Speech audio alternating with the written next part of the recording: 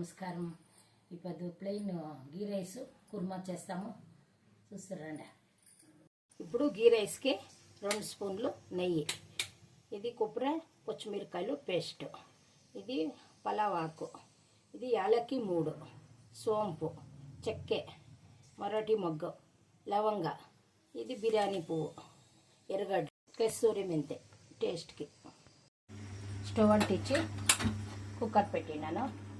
ఇప్పుడు నెయ్యి వేసుకుంటా ఉన్నాను.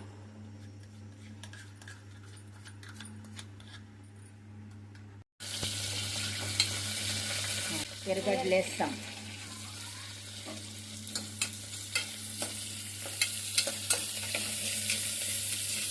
బాగా ఫ్రై చేయాలి. ఎర్రగడ్డలంతా రోస్ట్ అయింది. కొబ్బరి రుబ్బినది వేసుకున్నాం పేస్ట్. ఇప్పుడు 2 గ్లాసులు బియ్యం వేసేదాన్ని, ఇంకా 4 గ్లాసులు నీళ్ళు వేసుకుంటాను.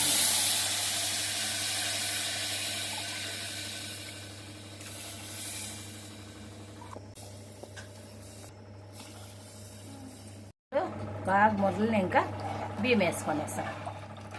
నీళ్ళు మొదలుతా ఉంది, కడిగిండే బియ్యం వేసుకున్నాం. కస్తూరి మెంతి లాస్ట్లో వేసేసి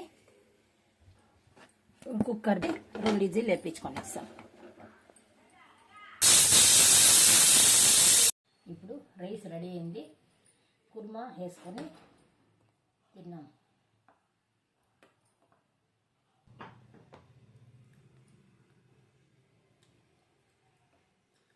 ఉప్పు కారం అంతా టేస్ట్ సూపర్గా వచ్చింది.